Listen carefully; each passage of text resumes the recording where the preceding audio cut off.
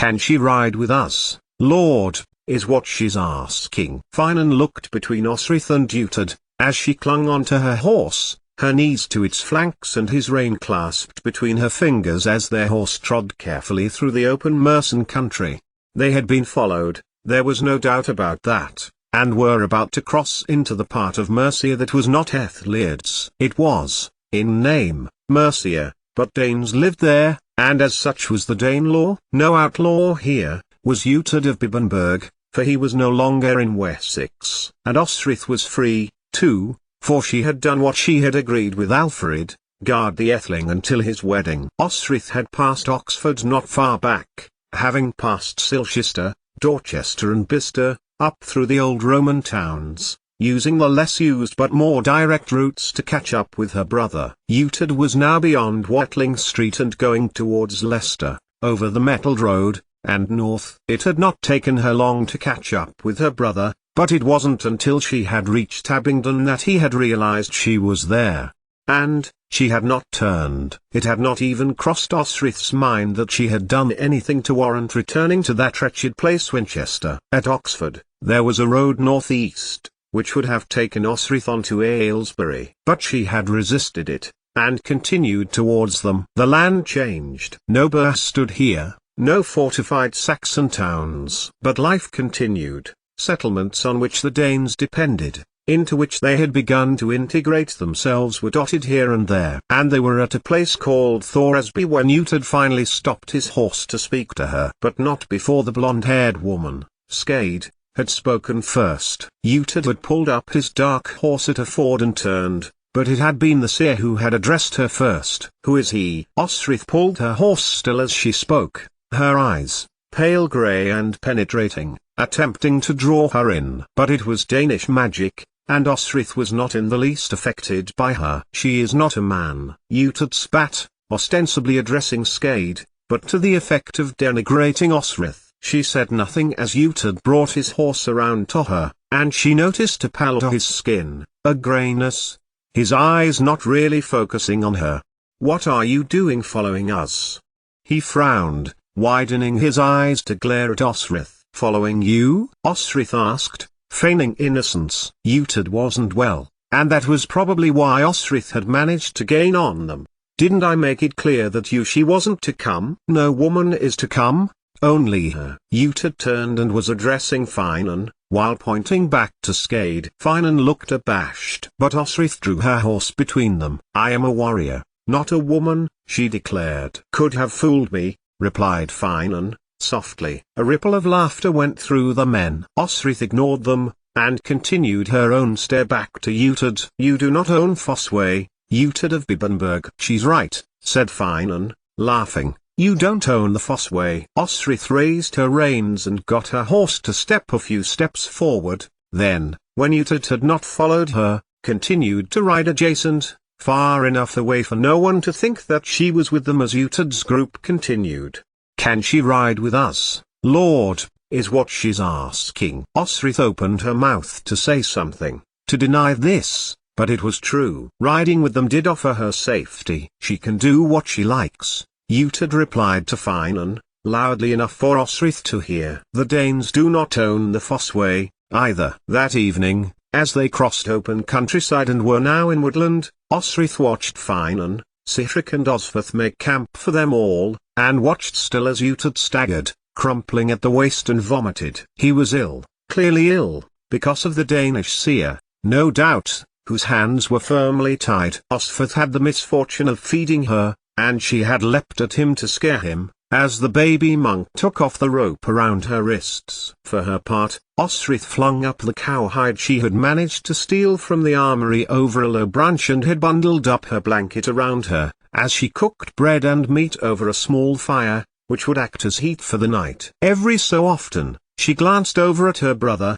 who was now lying down under his own shelter. Utad did not look well at all, and was shaking as snow was beginning to tumble as secondary fall from the high treetops. Then, inevitably, she met Finan's eye, and he crossed over to her. Although she didn't make room for him, he sat by Osrith anyway, and she was glad of the instant warmth from his body beside hers. "You will be cold," with such a small fire. Osrith knew it. And she also knew she had not put her heart into this plan of fleeing Winchester. It was hopeless to get to Alba. I have suffered worse. Finan turned to look at her, as she looked at him. And why should you suffer at all? Why come out deep into the country? You'll not make it to Alba across the kingdoms, and you know it. Osrith did know it. She had little money, or rather, she had plenty of money for a boat fare, to find someone to take her north, if she got to the east coast. But that meant she had nothing to give to Domhnall as retribution for,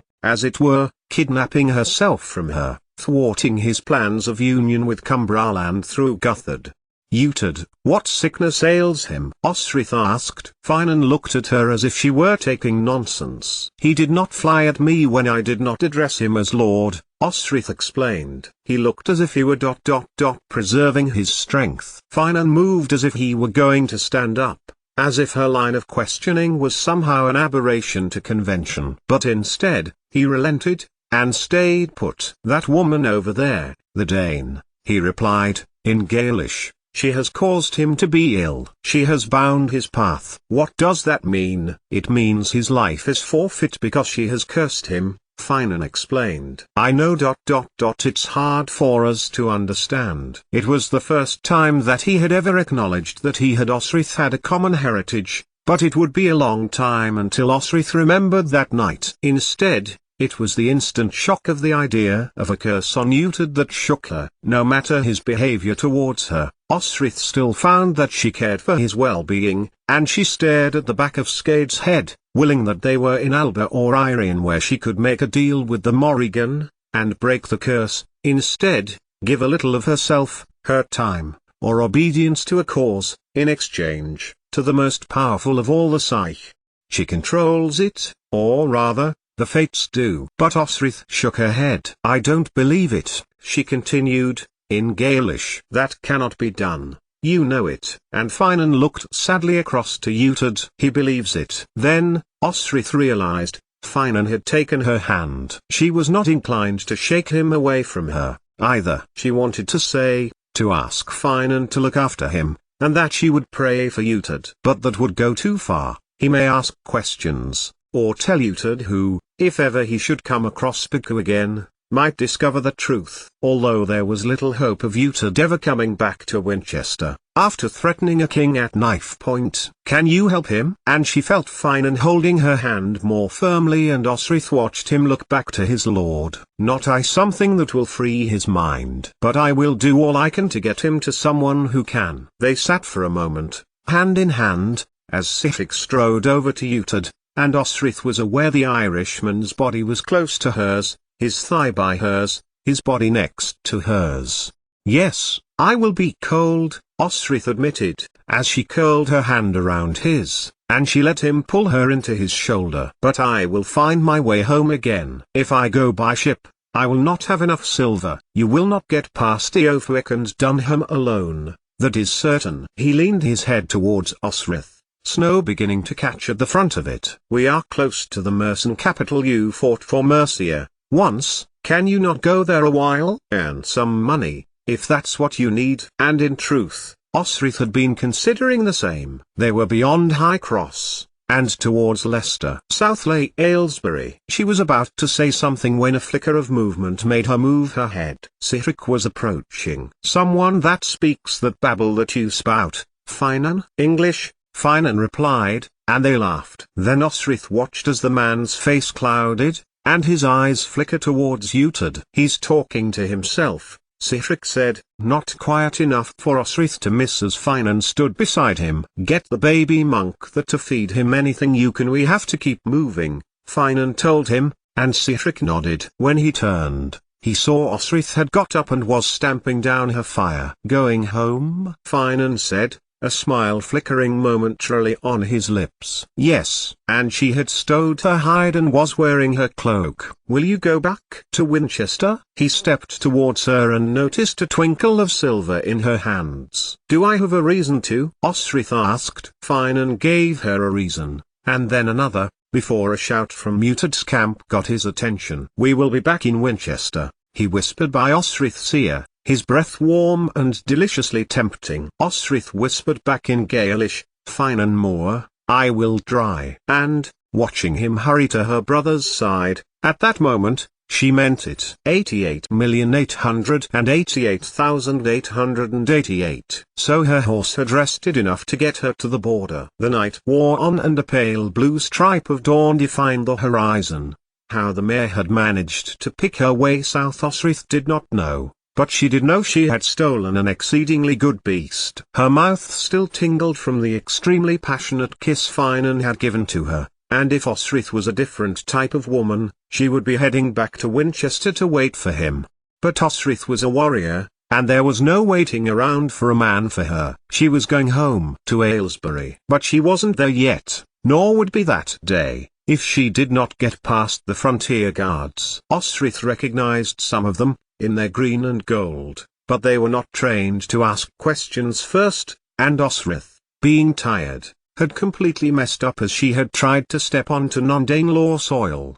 The spear was the first clue to her error, and Osrith had fallen from her mare, only for it to run, at speed, back in the direction of Danish territory, along with most of her belongings. She drew away. "Thamia Mercia!" Osrith shouted, forgetting herself, which caused the four men to chase after her, in not a very effective tactical maneuver. She thought, when she had decided where to run to. No point in trying to hide, they would be trained, at least, to search everywhere, and Osrith meant everywhere. Aldhelm's training, disseminated through Miral, was somewhat pedantic on that point. So, babies' cribs were upended, wells were inspected. Going to the barn just delayed capture, for it was the first place anyone would look, whether they were a guard or not. So, an active hiding place then, Osrith thought, inhaling deeply, as she looked about the wooden homesteads that constituted this border hamlet's position,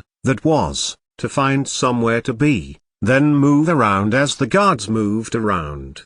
It was only when Osrith looked about her that she realized, with joy, that she knew the place, and, too, the shawl who acted as Sheriff, though there were only 3 families in the place. Rich pickings, as families had moved from the turbulent frontier, yet always vulnerable, and it was to her astonishment that Osrith realized a bear was being built around the settlement.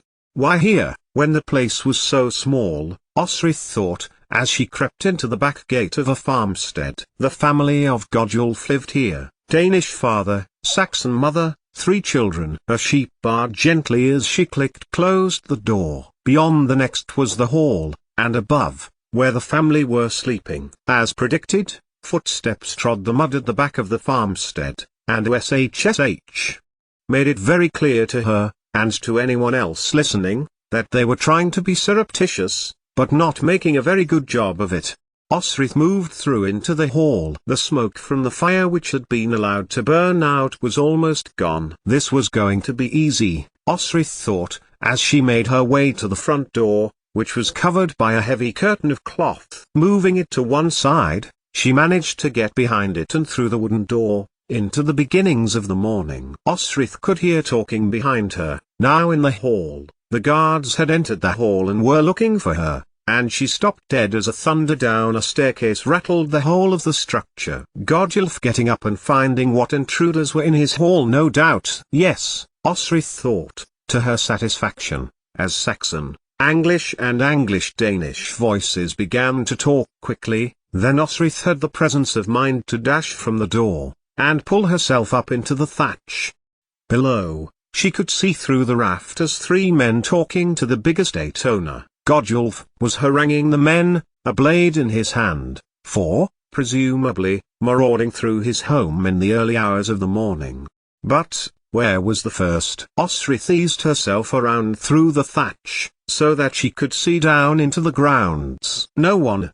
By now, other people were talking loudly in the ground floor of the house, and a baby began to howl, presumably awakened by the racket. Osrith could see that, if she could make it, quickly, through the beams to the mezzanine, where one person was sleeping, she would be able to make it down the other side of the structure, and still keep an eye out for one guard, who would surely be looking in as many places as he could, by now. Keeping her right leg in contact with the beam, Osrith made a leap, hoping it would be good enough. She landed beside the sleeping person, a girl, who woke with a start. "Never mind me," Osrith said, as cheerily as she could, as the girl stared at her, but then began to scream as Osrith hurried past her. However, the scream was not because of Osrith. Beside her, the fourth guard bore down a cudgel towards her, and she only just about leapt out of the way in time. And then, Osrith realized that the guard was not going for her, but for the girl, and was, now, pulling at her clothing while all the time the noise from below was disguising the attack. But the guard did not figure on Osrith, as the girl screamed again, a sound which was aborted about a second after the guard's hand clamped over her mouth. Osrith brought the cudgel down onto the back of the man's head. She hoped she hadn't killed him. The girl stared at her in fright, as a hammering up steps came again. Godulf was furious, and even more furious when he saw Osrith standing in the family's sleeping platform holding a big hammer. The girls pointed towards the unconscious man as Godulf raised his shoulders and had begun to bear down on Osrith. Osrith dropped the cudgel and leapt past Godulf, tumbling from the platform. She caught hold of a rope which was holding meat hanging to dry from the ceiling of the small hall, and somehow managed to right herself enough to land at the feet of the first three guards, and looked into their faces for a brief moment. "Oshir, put down your sword." "You too, Eglafrith." She glanced above him. "I don't know," Osrith continued, as she moved towards the third man. "And him?" "Eardgulf, Captain." Oshir's voice jumped as he spoke, in his astonishment at addressing his former leader. "And he is a mercenary guard?" she asked, feigning doubt in her voice as two of her past warriors stood before her, much taller and broader, but the same keen faces, eager to do their duty, fierce at the idea that they had caught an intruder into both Mercia and Godulf's home. Eardgulf stood tall, his eyes glaring at Osrith, hand wrapped covertly around his sword hilt. "Who is this?" Godulf, who had leapt the distance down from the roof, turned Osrith roughly by the shoulder, and then grinned. They had fought next to one another as they had guarded the frontier the many times before. "Osrith, Godulf." Osrith returned his greeting with equal enthusiasm. "I apologize for entering your home. I was crossing the border." She glanced up past Godulf, flicking her eyes to his wife. "Eajafu, another baby?" The woman had only two the last time she was there, the girl, who was still upstairs, and the young boy by his mother's legs. "Thora," Eajafu said. It was a sign of a mixed marriage where names were bisected and remade, to bizarre effect. But at least this third name was wholly Danish, unlike her father's, brothers and sisters' names, which were hybrids of two cultures. And then Osrith remembered the man above them, his arm falling over the boarding. "Who is he?" Osrith demanded of Oshir. She looked past him when the man did not answer, and across to Eardgulf when the usually chatty Eglafrith did not answer either. "Our captain," Eardgulf said eventually, and only when Osrith had hand on Bue's hilt.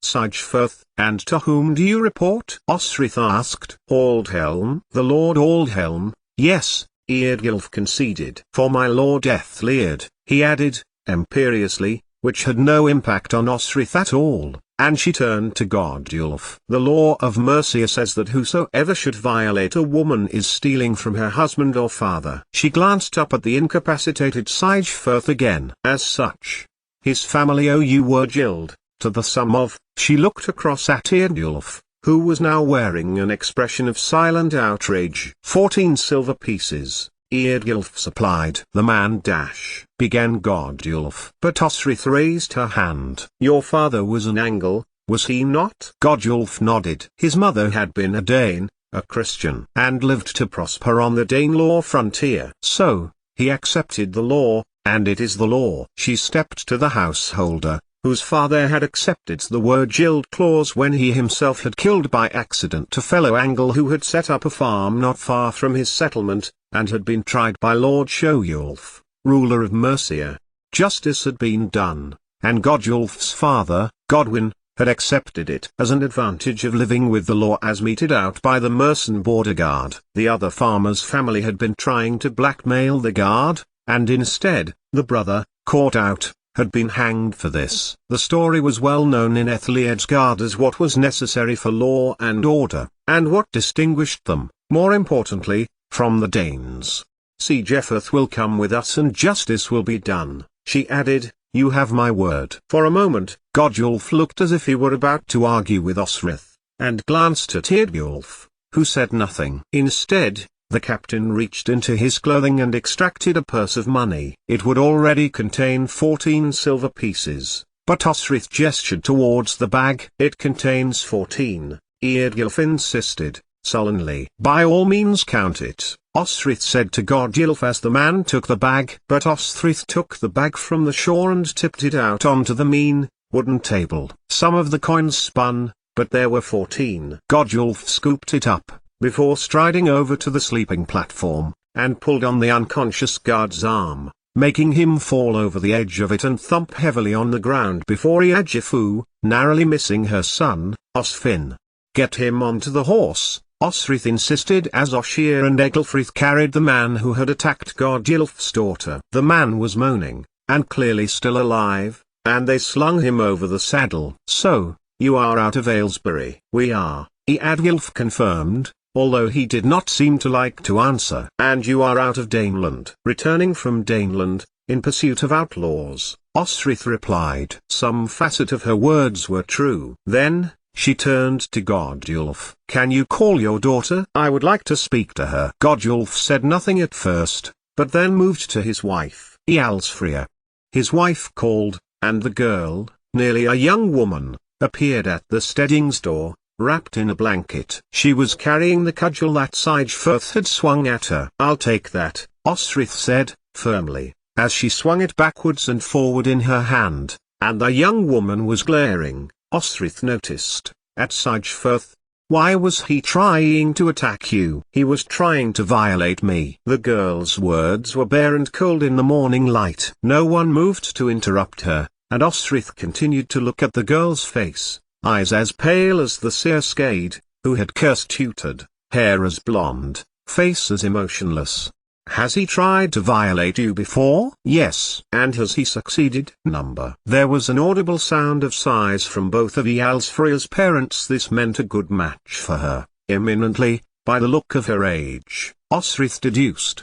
He will be dealt with as the law dictates, Osrith reiterated, as Godulf's attention was drawn to Siegefrith again, and she strode over to take the cudgel from Ealsfria, who exhaled deeply as she yielded it, as if she could finally breathe freely without worry and fear of predation. Osrith knew that feeling. If he is not to be executed, Eadgulf pointed out as Osrith looked southeast. His thin face and dark brown eyes turned to Osrith. And he is to be taken to Aylesbury, and there are only 4 horses. How will you get there? I will walk, Osrith said, and proceeded to take their rein of the horse over which Siegefrith was slung. Captain Emissary, Oshir declared at once. Take my horse. But Osrith shook her head, and nodded to the company who were even now heading up the road to take their place. At the head of the 4 men, Elfrith, and Osrith saluted her arm to her astonished friend. Osrith, beside her, she was aware of Eadgulf bridling at yet another respectful greeting by another man of position, after Osrith had questioned his authority in front of his men, and in front of the shawl he had been sent to protect. But, at that moment, Osrith didn't care, and she walked over to Elfrith, who slid from his horse and slapped Osrith on the back in greeting. Ethel was well, he told her, and yes, all was the same at Aylesbury. Aldhelm would be the man to see about Siegefrith. Muriel was still commander, and how delightful that Osrith was back where she belonged.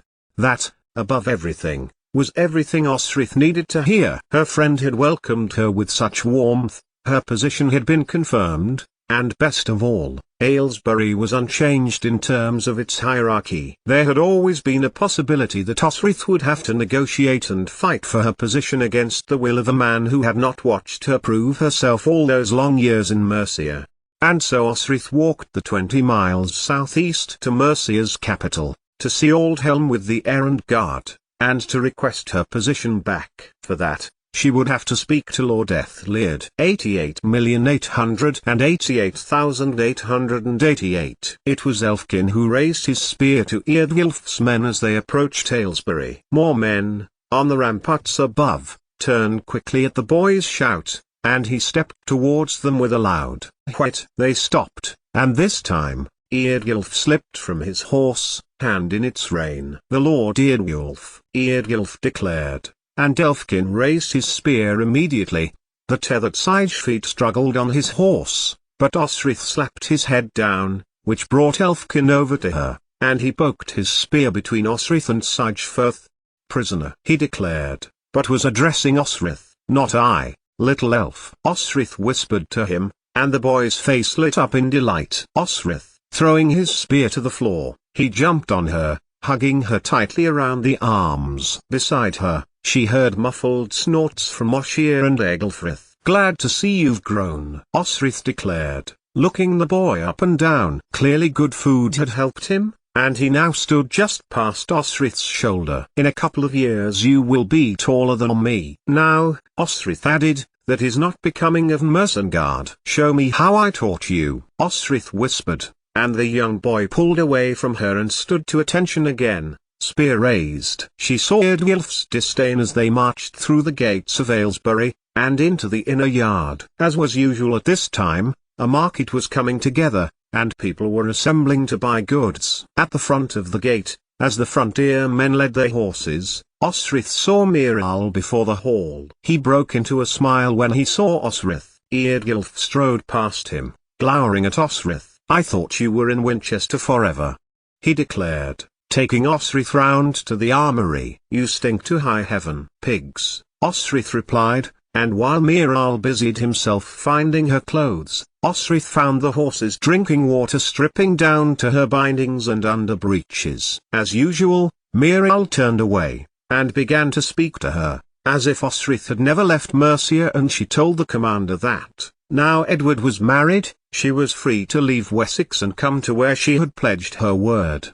"Does Alfred know that you left?" Miral asked, handing her a freshly laundered shirt. "I didn't tell anyone. I am sure they will have noticed. Besides, they were too busy with Uhtred of Bibbenberg." Miral did not know, so Osrith informed him of how Uhtred, sick with grief for his wife, had challenged the king with his blade, then made a run for it, north. "I expect Ethliard will know," Miral said, when he saw Osrith straightened out. "I'll take you through but the commander broke off as the tall, thin-faced advisor to the Lord of Mercia stepped through the door.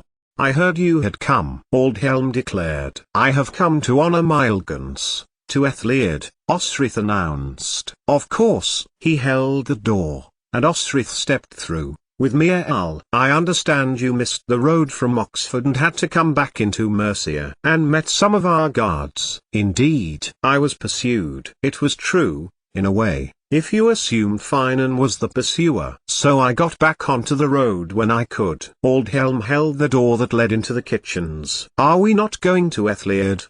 she asked, when Aldhelm gestured to the long kitchen table, which was becoming filled with food. "You are just going to sit there and tell me everything." He gestured to one of the maids to bring Osrith chicken and milk, which she did not deny she wanted, and Miral sat the other side of her as Osrith told them of her being chased by the frontier men, whom she praised, and how she had disarmed a man intending to try to attack a young girl.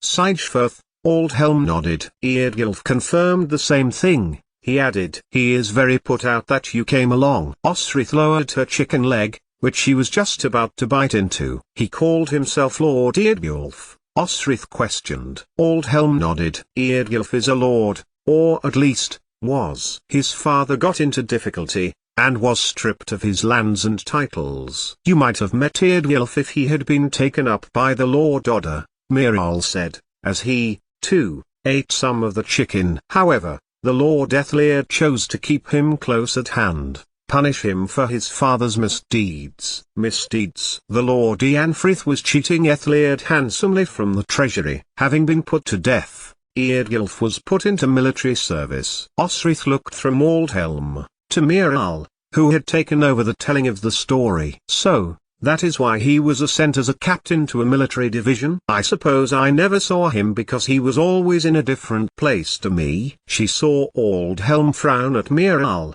who was clearly enjoying himself. I lost money to gambling, and fairly and squarely was punished, and I hated it in Odda's service. Miral explained. I noticed, agreed Osrith, but I was a captain, a leader. Miral took a piece of gammon from Osrith's now discarded plate and chewed it thoroughly. Eardgilf had to watch his father hanged for theft, and then be told that he was to begin in the army at the bottom. A mere guard. Him, a lord. Having to begin with the lowliest. But he said he was a lord now, Osrith insisted, thinking how awful that must seem to a man in his position, to feel demeaned. It probably hadn't helped that Osrith had further shamed him because of the word Jild and ordered his division around. That is because the Lord Ethliard has been generous. Eardgilf petitioned him, and Ethliard has changed, since the Lady Ethelfled moved to Saltwick. He is distracted and distant, he finds it hard to show an interest in his kingdom. So,